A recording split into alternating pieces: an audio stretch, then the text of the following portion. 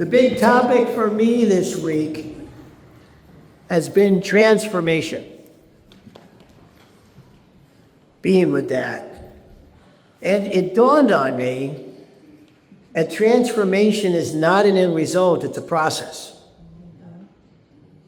That the end results are either healing, freedom, or both.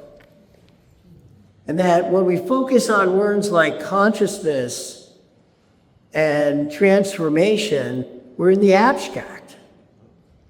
We're not actually being in our bodies and what is actually going on in front of us in the moment. We're in our heads. And that happens a lot in this teaching. That happens a lot, to being in your head. Because we teach classes that have books. You got to read these books. You got to go through all this material. And then can practice this stuff, right? And we, even when you're practicing it, it's like learning the guitar.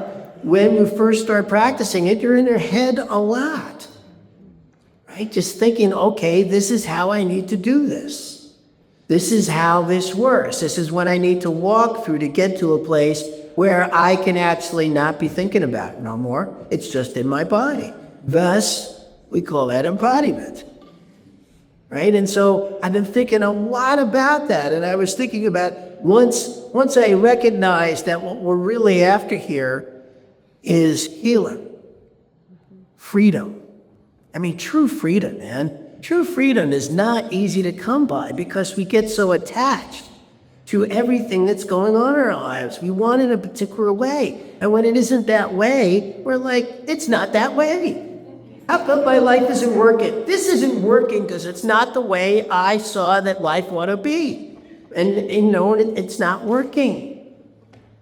When actually, it is. It's just working in ways that we can't understand with our minds. What it's really all about is how we're feeling in our hearts and how we are with that. How are we with what goes on in our hearts? So this week, I had an awful lot of heartache. My heart is really hurting this week. From the beginning of the week, all week long, I was like, man. And I cried a lot, and I was with this, and I noticed that what happened with all this heartache is my mind kept wanting to make reasons for it. And what I noticed is every time my mind went to a reason, I was no longer with my heart. Every time my mind said, oh, this must be old stuff from when I was back being a little kid, I was no longer with my heart. I was now in my mind thinking about what was going on instead of just being with the pain. Ash just this morning said to me, I've noticed your dedication to stillness. For not the first time.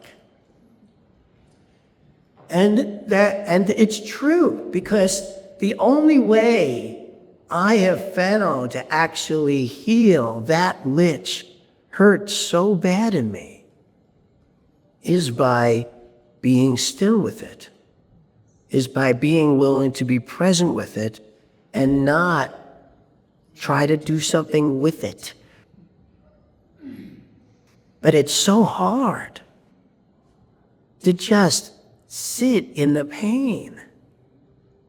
This is like the last thing you want to do. Thus, we have medications up the wazoo to help you avoid pain. Have you noticed that? That if you look at all the medications there are in the market, the one that we have the most of is about managing pain. Because nobody wants to sit in it. And yet, healing, I've noticed, is when I can sit in it. When I can just be with it. When I was in the hospital, that was the thing. The pain was so bad. And we tried painkillers. They didn't even work. They didn't touch it. But when I finally got to just sitting with it, that's what something shifted. When I stopped trying to avoid it, stopped trying to make it different, stopped trying to go away and do something else, You know, a lot of folks tell you what you got to do is you got to go to your happy place when you're in pain. Well, you can do that. And what I notice is what we have a lot in our lives is what doctors call remission. And remission is not healed. That healed comes from something larger that I can't explain, that my mind doesn't understand. I cannot today give you an explanation that is understandable for how I have dealt, been with, and sat in my pain to a place where I have watched it dissolve, where I have watched it move into something different, where I recognize and am in that space of there's something larger going on here that has nothing to do with the reality I keep thinking is real. And so the first time I experienced this, I was in my 40s. I mean, in a big way. I probably experienced it lots of times. Probably we're all experiencing it all the time, but recognizing it's the difficult part. I was in my 40s. I had had ulcerative colitis since I'm 12. And by the time I was in my 30s, they now said that the scar tissue was so bad in my intestines that I was no longer if I was going to get cancer, but when. And now I'm in my 40s. I'm in this teaching. I'm doing, different modalities, but mostly just being with this, really being with it in a way that I had always just tried to escape. I mean, being 12 and 14 and 16 and in all that pain and going through all that stuff through your intestines, all I wanted to do was escape. And I was really good at it in terms of the amount of drugs I inhaled that were not from doctors.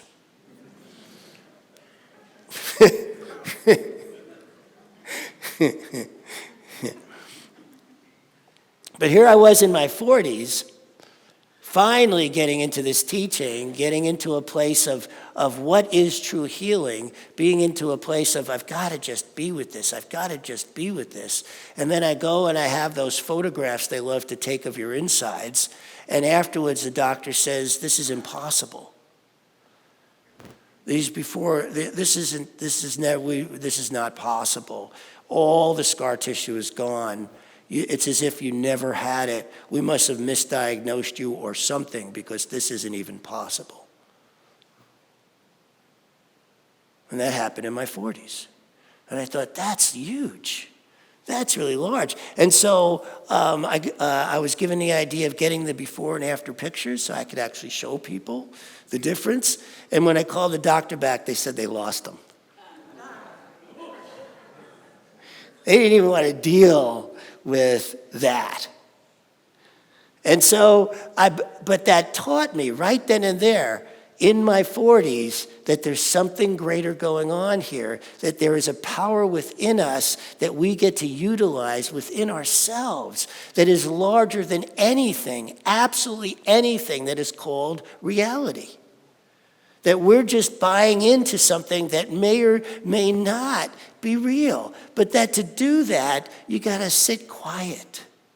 You got to be willing to go inside yourself into a place of what and allow whatever to show up to show up. There is an allowing to it. And here's the funniest part about this for me.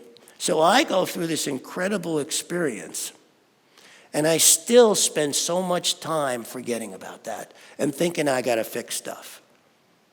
I have this extraordinary experience in my 40s, not the only one.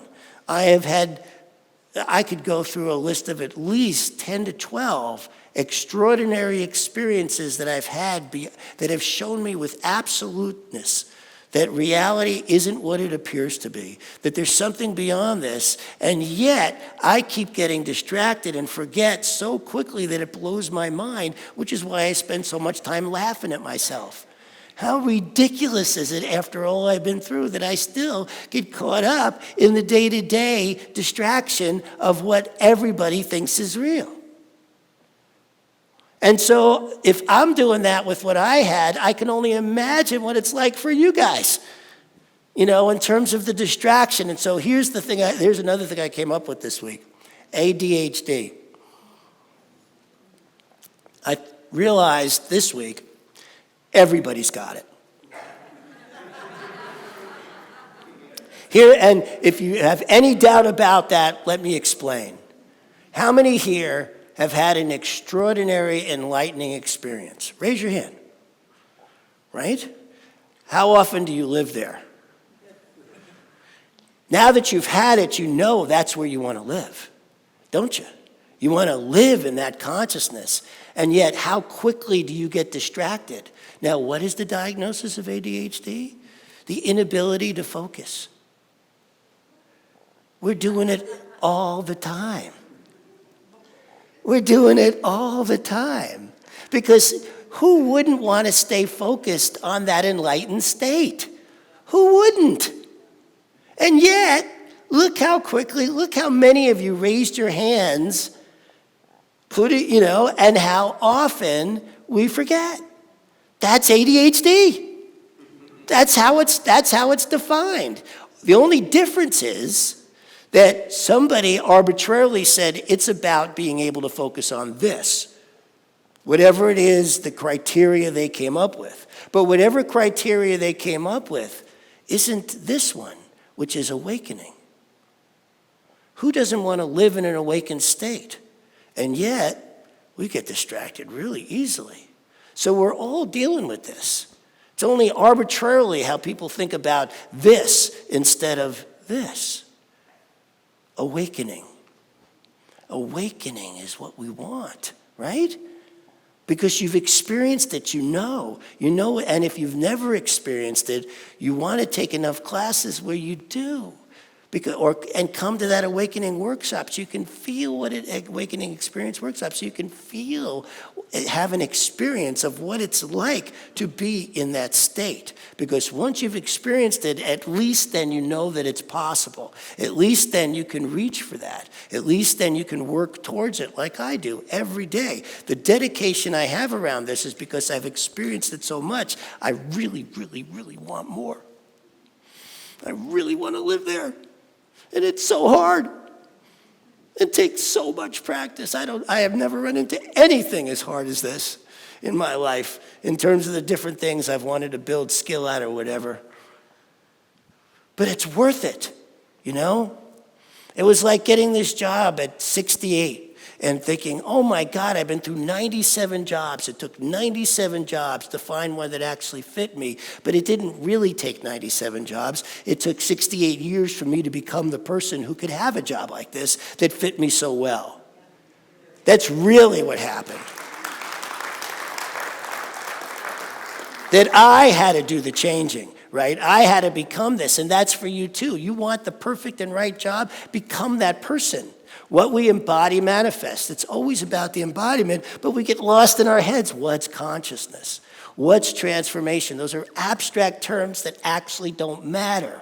What matters is do you feel more relaxed? Do you feel freer? Do you feel more healed? Do you pierce when you see into beyond the reality, into something greater? I was having a conversation with somebody that said that if you don't feel bad about stuff, you're a psychopath. And I was thinking, I thought, that could be true if you're asleep. But if you're awakened, it's not that you feel bad about stuff. I don't in an awakened state. What I do feel is a sense of love and compassion that just seems to come along with it. My heart is just so much more open all the time when I am in that state. That is worth being with, worth having. And then I don't feel bad about almost anything. All I'm feeling is love and acceptance. I was talking to somebody just the other day about acceptance and how important it is to accept before you can shift. Because if you try to shift before you accept, then all you're doing is trying to fix, and you're in the same consciousness you were, and what you've embodied is that somehow this needs fixing, and in doing it that way, what happens is it comes out the same in the end anyway. Have you ever noticed that? That's the word remission. It goes into remission. Remission is not healed. If it goes into remission, it comes back because it wasn't healed, because it was fixed. That there's something deeper going on here. There's something deeper going on that I feel all the time in my heart and in my body. This morning, I was in that space. I was in this really deep space, and I thought, okay, let's see where the boundaries are with this. I went outside in my long johns and a hat. And I walked around, and I thought, and then I was out there, and I'm laughing at myself. And I thought, well, since I'm out here anyway, I might as well get stuff done, and took out the garbage.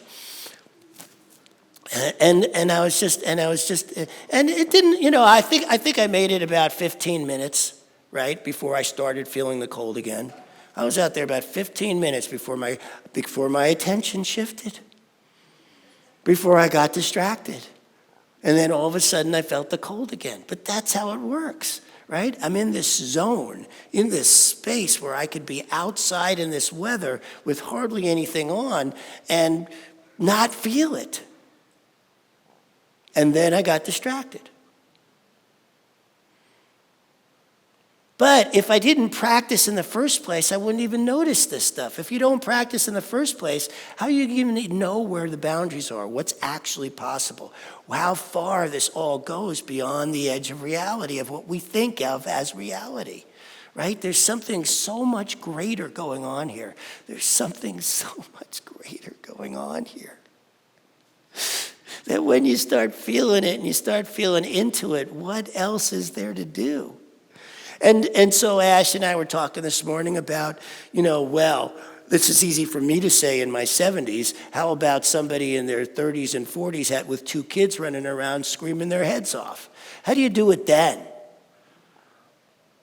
The answer is, I don't know. Practice. But imagine what it would be like if you could do that. If you could bring that kind of peacefulness into that situation. If you could bring that kind of, there's something greater going on here, even if I can't see it right now, into that, into whatever chaos might be going on in your life. Is there anybody here who experiences zero chaos? Raise your hand, because then I want you to get up here and talk.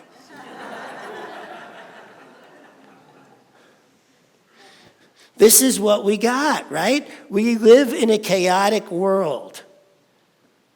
But how we experience it is up to us. Transformation does not rectify, it transmutes. Transformation is the process. Healing is the result. Freedom is the result. Healing and freedom may be the same thing. Sometimes I feel a little different in my body.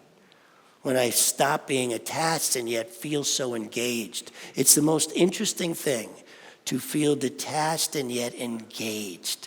So much in it. And yet not thrown by it, because I can see through it.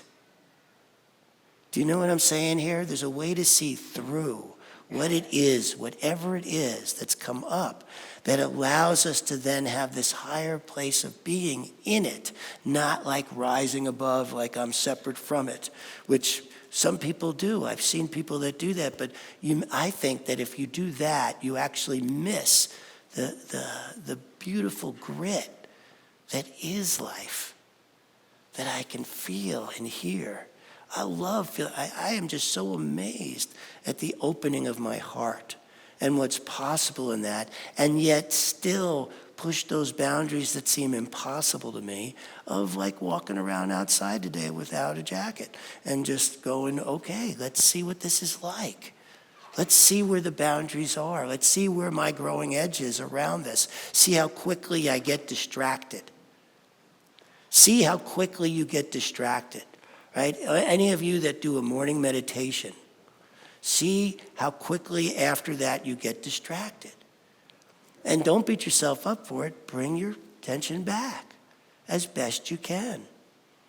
As best you can. That's the practice. This morning I got a text from Melanie that was talking about the immersion of it.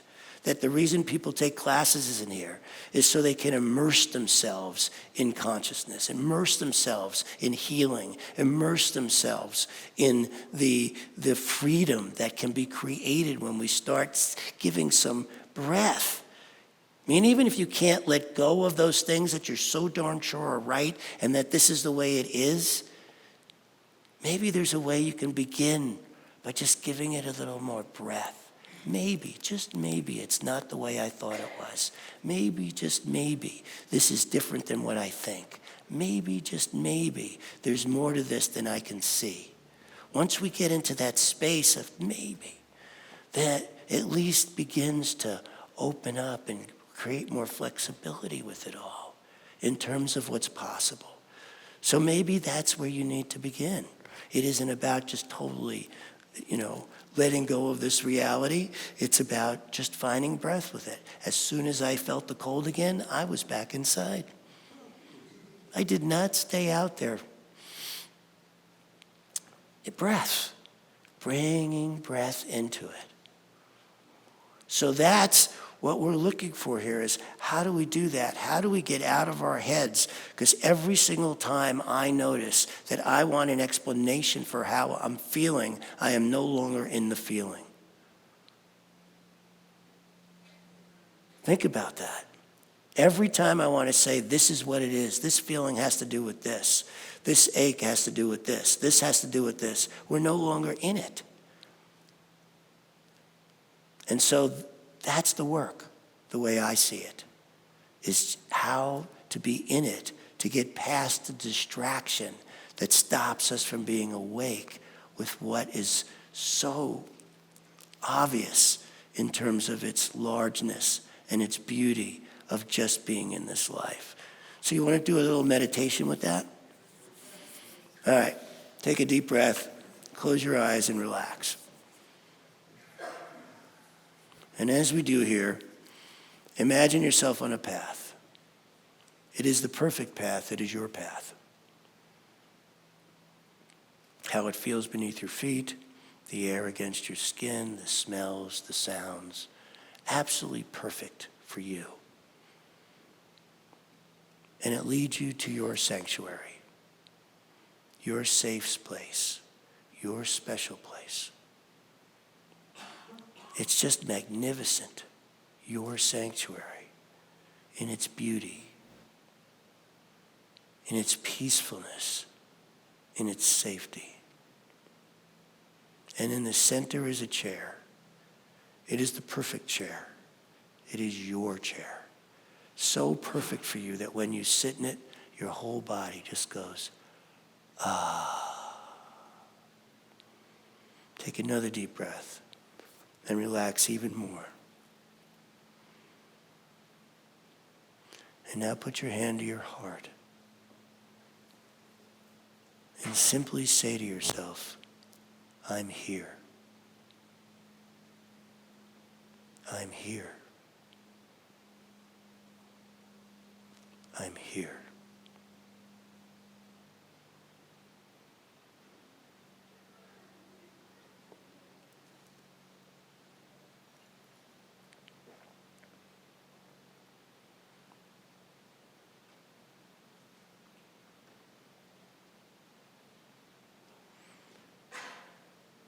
Thank yourself for being so present with yourself.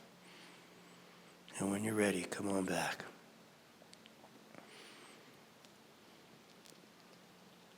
So simple. In the midst of chaos, not so easy to remember. So simple, being present with you and all that is you. Be present with yourself. That is my offering to you this week. Be present with yourself. Don't let your mind distract you. Or if it does, notice that that's what's happened. And come on back. Breathe into it. It's the breath. It's the breath and the presence. Being with yourself. Thank you. I love you all so much.